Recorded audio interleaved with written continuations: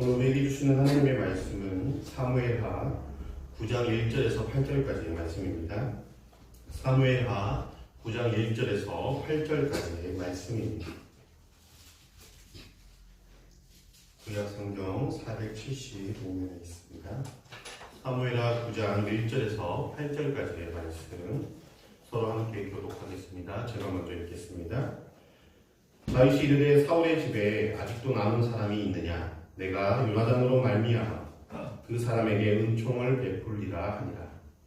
사울의 집에는 종 한 사람이 있으니 그의 이름은 시바라. 그를 다윗의 앞으로 부르매 왕이 그에게 말하되 내가 시바냐 하니 이르되 당신의 종이니이다 하니라.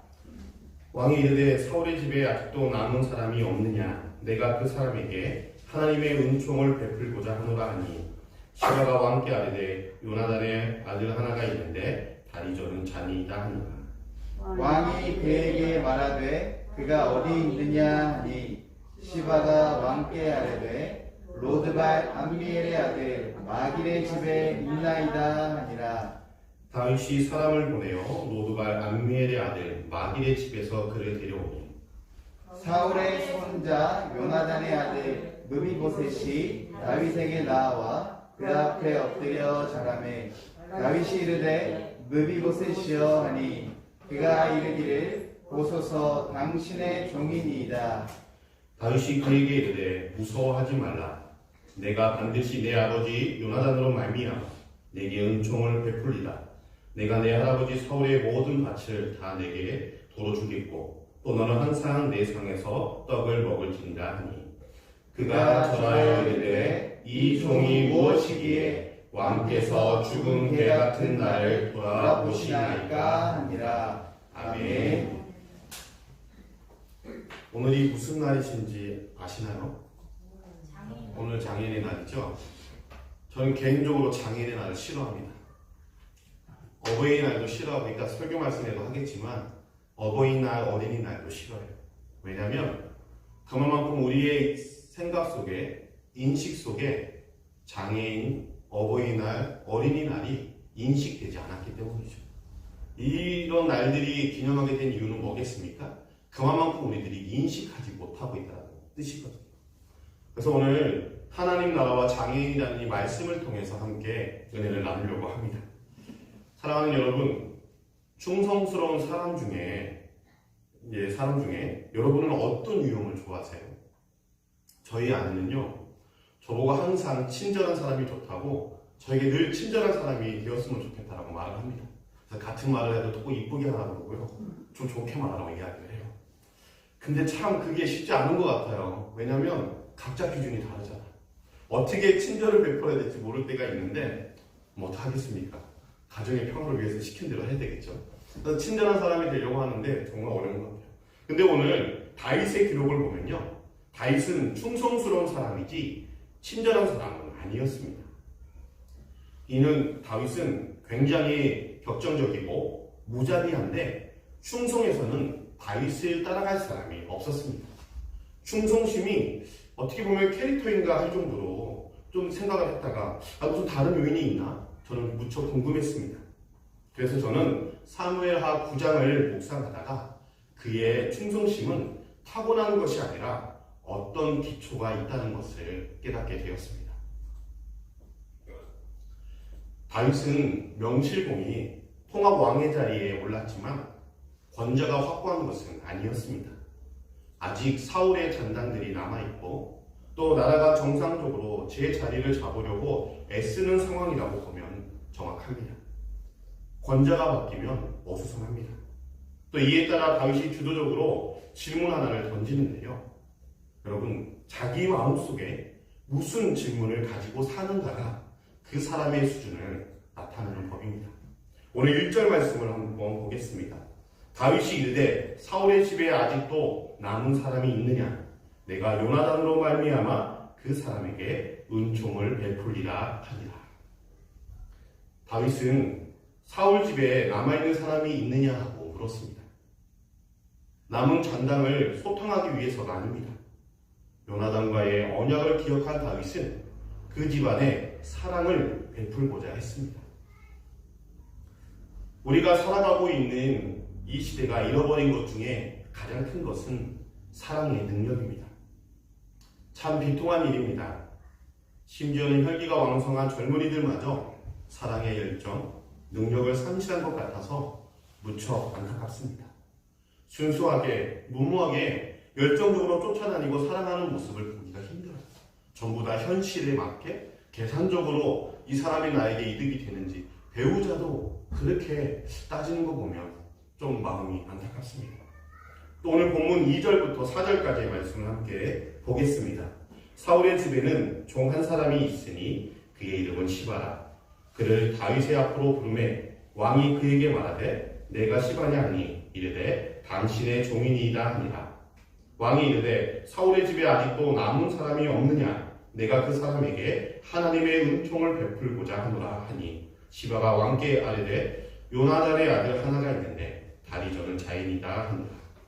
왕이 그에게 말하되 그가 어디 있느냐 하니 시바가 왕께 아뢰되 노드발 암미엘의 아들 마길의 집에 있나이다 하니라.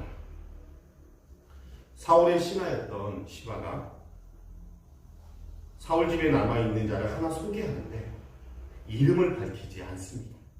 그냥 다리 저는 사람 하나가 있다고 그 사람의 신체적 장애를 말하고 있습니다. 우리가 살고 있는 이 시대에 장애인이 살아간다는 것은 참 어렵고 힘든 것 같습니다.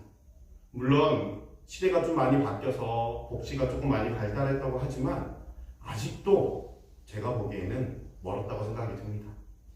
왜냐하면 요즘 가장 장애인계를 시끄러운 게 뭐였죠? 이동권 문제였죠. 그걸 놓고 어느 한 정당의 대표가 말을 잘못하는 바람에 계속해서 지금 시끄러워지는 상황에 있습니다. 우리나라 복지를 보면 참 안타까워요. 왜냐하면 장애인들은 비장애인들보다 사회생활을 하려면 시간도 많이 걸리고 비용도 더 많이 들어가거든요. 근데 우리나라 정책을 보면 장애인들은 밖에 나오지 말아야 될 것 같아요. 왜냐하면 일을 하는 장애인들에게는 모든 지원금이 다 끊겨버리거든요. 할 수 있는 게 아무것도 없어요. 그러다 보니까 차비며 여러 가지 세금을 다 떼고 나면 오히려 별로 남는 게 없다고 차라리 기초수급을 받는 게 낫다라고 이야기하는 분들이 참 많거든요. 근데 제가 봐도 그런 것 같아요. 오히려 장애인들이 사회에 나와서 직장생활을 할 수 있도록 일반인들, 비장애인들과 함께 어우러 더불어 살아갈 수 있도록 사회활동비가 필요한데 그런 게 전혀 지원이 되지 않고 있거든요. 그러니 굳이 열심히 돈을 벌어봤자 세금으로 다 나가고 차비로 다 나가고 모든 것으로 다 나가니 차라리 나는 기초수급을 하겠다는 사람들을 제가 주변에 특히 젊은 청년들을 많이 봤어요. 그렇기 때문에 참 여러 가지 어려움들이 많죠. 오늘 이 무비보셋의 이야기를 통해서 하나님께서는 장애인에 대해 어떻게 말씀하시는지 또 다시 한번 보려고 합니다. 여러분도 잘 알다시피 무비보셋은요, 도망가다가 유모가 떨어뜨려서 두 다리를 못 쓰게 된 요나단의 아들이죠. 그것을 지금 어떻게 합니까? 바로 다윗이 알게 된 거죠. 그리고 어느 집에 있는지 노드발 암미의 아들 미가의 집에 있다는 사실을 다윗이 알게 됩니다. 로드발은요, 지명의 이름입니다. 초목 하나도 자라지 못하는 매우 건조한 땅이죠. 사울의 손자 무비보셋이 다리를 저는 몸으로 풀 한 폭이 나지 않는 땅 로드발에 살고 있는 것입니다. 참으로 상징적입니다. 자기의 몸도 그렇지만 피하여 숨어있는 땅도 생명이 나지 않는 땅이었습니다. 우리가 잘 아는 것처럼 요한복음 9장에 보면 앞을 보지 못하는 시각장애인의 이야기를 두고 제자들이 묻습니다. 선생님, 이 사람이 맹인으로 난 것이 누구의 죄 때문입니까? 자기의 죄 때문인가요? 그 부모의 죄 때문인가요? 그런데 예수님은 이렇게 말씀하십니다. 자기의 죄 때문도 부모의 죄 때문도 아니다. 그에게서 하나님이 하시는 일을 나타내고자 하심이야 라고 말씀하십니다. 이 대화에서 우리가 오해하지 말아야 될 것은 하나님이 그분의 영광을 위해서 그를 장애인으로 태어나게 하셨다는 말이 아닙니다. 장애를 가진 상태를 통해서 하나님이 하나님께 영광을 돌리게끔 그를 사용하신다는 뜻이죠. 이것을 정확하게 이해하셔야 합니다. 그의 어쩔 수 없는 상황을 통해서 하나님이 영광을 받으시겠다는 의미로 설명하신 것이죠. 근데 많은 분 목사님들이 장애인의 날이 되면 이 구절을 가지고 잘못 오해해서 말씀을 하기 때문에 장애인들이 상처를 받아요. 오늘 또 5절에서 6절 말씀을 또 함께 보겠습니다. 다윗 왕이 사람을 보내어 노두발 암미의 아들 마길의 집에서 그를 데려오니 사울의 손자 요나단의 아들 무비보셋이 다윗에게 나와 그 앞에 엎드려 절하며 다윗이 이르되 무비보셋이여 하니 그가 이르기를 벗어서 당신의 종이니이다. 다윗이 무비보셋을 데려왔습니다. 우리가 하나님 앞에 어떻게 나올 수 있을까요? 요한복음 6장 65절의 말씀처럼 하나님이 우리를 부르지 않으시면 그 누구도 하나님 앞에, 아버지 앞에 나올 수가 없습니다. 사무엘하 9장 이 말씀은 사울 왕국 후에 무비보셋과 또 메시아를 내포하고 있는 다윗을 통해 우리가 받은 구원을 설명하고 있습니다. 건조한 땅에 숨어서 아무런 희망 없이 살고 있는 두 발을 쓰지 못하는 장애인인 그에게 무슨 구원의 영광이 있겠습니까? 무비보셋의 상태가 바로 우리의 모습입니다.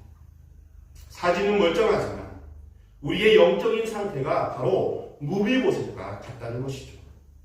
그런데 다윗이 요나단의 아들을 초청합니다.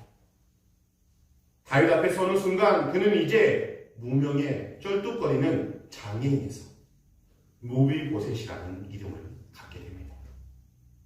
이 다윗의 자비 속에 우리를 향하신 구원의 그림이 녹아 있습니다. 우리가 몸이 불편한 이들을 돌보고 품어야 될 구속사적인 이유를 기억해야 합니다. 우리가 구원받기 전에 영적으로 장애인이었다는 사실을 말입니다. 그래서 교회는 장애를 가지고 살아가는 사회적 약자들에 대해서 휴머니즘적으로 접근해서는 안 됩니다.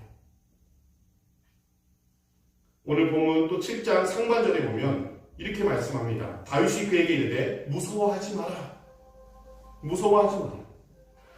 다윗이 무비보셋에게 했던 이 말은 바로 예수님이 하셨던 말씀입니다. 부활의 주님께서 두려움과 공포에 붙잡혀 있는 제자들에게 나타나셔서 처음 하신 말씀이 바로 두려워하지 말아였습니다. 예수님의 무덤가에서 울고 있던 여인들을 향해서도 울지 마라, 무서워하지 마라 말씀하셨고 6월절 만찬 석상에서도 자녀들에게 제자들에게 너희는 마음에 근심하지도 말고 두려워하지도 말라라고 말씀하셨습니다.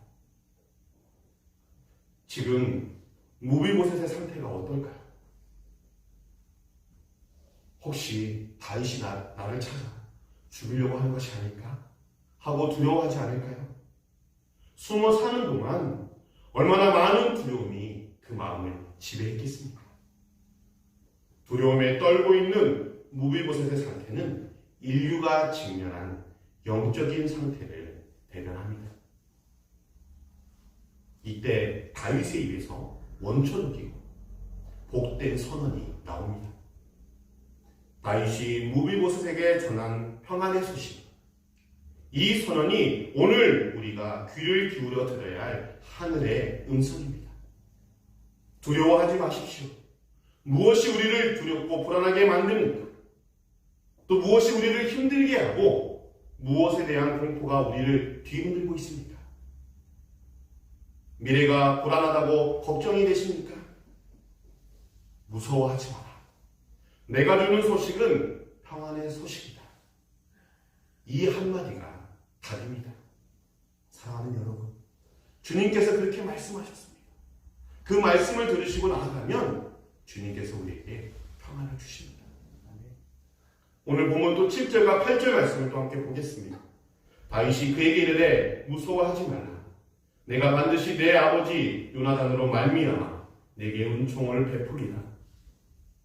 네가 내 할아버지 사울의 모든 밭을 다 내게 도로 주겠고 또 너는 항상 내 산에서 떡을 먹을지니라 하니 그가 절하여 이르되 이 종이 무엇이기에 왕께서 죽은 개 같은 나를 돌아보시나이까 하니라. 여기에 놀라운 회복이 있습니다. 아무런 구원의 여망이 없었던 무비보셋에게 사울의 모든 유산이 회복됩니다. 더 기막힌 것은요, 왕의 상에서 먹도록 허락을 받았다는 것입니다. 이는 어떤 뜻이냐면요, 이제 너는 내 가족이라는 말입니다. 히브리인이 같이 밥을 먹는 것은요, 한 식구가 되었다는 것을 상징하는 것이거든요. 그래서 예수님이 세리와 죄인들을 만날 때마다 뭘 하셨죠? 식탁 교제를 하셨습니다. 식탁 교제는요, 나는 이 죄인들의 친구요, 창기의 친구요, 너희들이 저주하고 경멸하는 저 사람들의 나는 이웃이다라는 것을 예수님께서 자의적으로 퍼포먼스를 하신 것입니다. 주님께서는 의도적으로 그들과 함께 식사를 하셨습니다. 그래서 우리도 자주 식탁의 교제를 나눠야 합니다.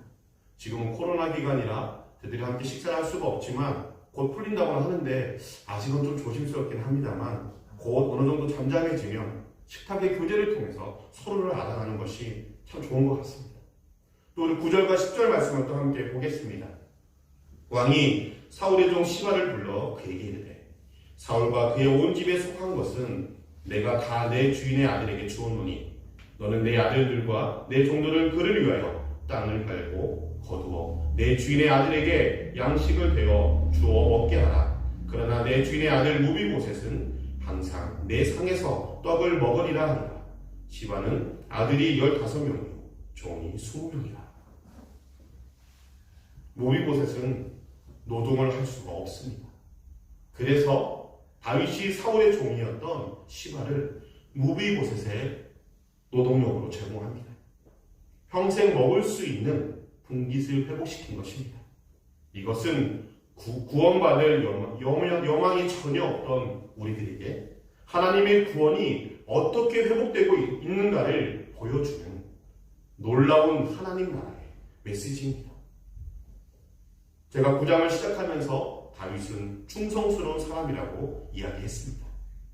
그러면 다윗의 충성스러움은 인간적인 신의에서 나오는 것일까요? 아닙니다. 다윗이 무비보셋을 선대하고 극진한 은혜를 베푸는 것은 요나단과의 언약 때문입니다. 다윗의 신의와 충성은 언약에서 출발한 것입니다. 그 언약과 함께 또 하나의 출발점이 있으니 그것은 바로 사랑입니다. 요나단에 대한 사랑과 언약이 기초가 되어서 무비보셋을 완전하게 회복시켜 줍니다. 하나님이 우리를 구원하시는 것도 결국은 두 가지에 근거합니다. 우리를 사랑하시고 우리에게 언약하셨기 때문입니다. 하나님은 우리에게 성실하신 분입니다. 성실하심은 하나님의 성품입니다. 그 성품은 하나님의 언약과 사랑에서 나는 것입니다. 그것이 무비보셋을 회복시키는 다윗의 행동에 그대로 들어가는 것이죠. 우리가 이 땅의 연약한 인생들과 함께하고 베푸는 일은 하고 싶으면 하고 말고 싶으면 마는 그런 일이 아닙니다. 그런데 사람들은 착각하고 있어요. 저도 저희 동기들이나 저희 주변에 많은 분들이 그래요. 정민교 목사는 장애인 사역하는 사람. 근데 저는 그 말이 제일 듣기 싫었어요. 왜요? 왜 저만 장애인 사역을 해야 되나요? 왜 상담교회만 장애인 사역을 해야 됩니까? 그게 하나님의 나라인가요? 그게 하나님의 교회입니까? 어디 성경에 봐도 그런 이야기는 없습니다. 가난하고 소외된 자들은 특별한 사랑만 하는 것이죠. 만약에 그런 생각으로 신앙생활하고 그런 생각으로 목회를 하는 사람들이 있다면 목회를 접어야 합니다. 성경에는 그런 말이 없습니다. 보편적인 교회 어느 누구나 다 와서 주님의 말씀을 듣고 그 안에서 하나가 되고 어우러지라고 말씀하고 있지, 장애인 사역은 특별한 사람이고 가난한 사람은 특별한 교회만, 우리는 건강하고 좋은 사람만, 말도 안 되는 이야기입니다. 그래서 저는 특수목회가 싫습니다. 저는 그래서 교회를 개척할 때 사람들이 이렇게 얘기했습니다. 저는 목사님에게 그렇게 말씀드렸습니다. 저는 보편적인 교회를 할 것입니다. 저는 장애인 교회를 할 것이 아닙니다. 보편적 교회에는 아까도 말씀드렸다시피 어른도 있고요, 노약자도 있고 장애인도 있고 다 어린아이 모두가 다 있는 것입니다. 그게 보편적인 교회죠. 하나님께서 말씀하시는 교회가 그런 교회가 아닌가요? 근데 우리는 뭔가 특별한 사람만이 하는 것으로 착각을 한다는 것이죠. 제가 저희 아내와 결혼한 이유도 처음에 장애인 사역을 잘해보려고 결혼을 했는데 나중에 공부를 하면서 깨달은 게 뭐냐면 그것 때문에 결혼할 것 같았으면 하지 않는 게 맞는 거더라고요. 왜요? 또 하나의 그냥 고립된 교회를 만드는 것밖에 안 되기 때문에 그 안에 수 있으면 뭐 하겠습니까? 근데 저희 아내랑 결혼하고 살면서 제가 깨달은 건 뭐냐면 내가 모르는 장애인에 대한 이해를 더 많이 할 수 있고 편견이 사라지게 되고 그것을 일반 사람들에게 전할 수 있는 비장애인들에게 전할 수 있는 좋은 계기가 되겠다. 그런데 제가 지금 선교학 박사과정을 하는 이유도 바로 이 장애인 선교에 대한 논문을 쓰기 위해서 하는 거거든요. 물론 많은 논문들이 있습니다. 자기 목회에 대한 논문들을 많이 쓰지만 학문적으로 그리고 교회에게 장애인 인식 개선을 위해서 어떻게 할 것인가에 대한 여러 가지 실질적인 학문과 데이터를 가지고 논문을 써야 되는데 참 쉽지 않은 것 같아요. 너무나도 우리 안에 편견과 왜곡이 너무나도 많이 있습니다. 그러다 보니 하나님의 이 거룩한 사역을 자꾸 나누기 시작합니다. 사회는 나눌 수 있어요. 복지는 장애 유형에 따라서 그 사람에게 잘 맞게 여러 가지 유형을 나눠서 거기에 맞게 해야 되지만 교회는 나누는 것이 아니라 하나가 되어야 되는 것이거든요. 부족한 걸 채워주고 서로 함께 나가는 것이잖아요. 사람이 어떤 모양입니까? 사람과 사람이 같이 함께 버텨주고 함께 어우러져 있는 거 아니겠습니까? 혼자 살 수 없거든요. 사람은 사람과 같이 살아야 돼요. 근데 자꾸 사람들이 오해를 하죠. 그러다 보니 교회가 자꾸 장애인들을 못 오게 만듭니다. 그러면서 사랑한대요. 참 마음이 아파요. 그리고 왜 장애인을 장애우라고 하는지도 모르겠어요. 장애인들은 그 말이 싫다는데 자꾸 장애우래요. 친근감을 받기 위해서. 언제 봤다고 친구입니까? 아니잖아요. 사랑하는 여러분, 이 하나님의 언약과 그 사랑의 기초에서 교회가 반드시 눈과 의지와 팔을 열어서 이 사역을 감당해야 됩니다. 이게 정말 중요한 사역이거든요. 이것은 하나님 나라와 장애인 간의 역학관계이기 때문에 그렇습니다. 오늘 보면 11절에서 13절 말씀을 또 함께 보겠습니다. 시바가 왕께 아뢰되 내 주 왕께서 모든 일을 종에게 명령하신 대로 종이 준행하겠나이다 하니라. 무비보셋은 왕자 중 하나처럼 왕의 상에서 먹으니라. 무비보셋에게 어린 아들 하나가 있으니 이름은 미가더라. 시바의 집에 사는 자마다 무비보셋의 종이 되니라.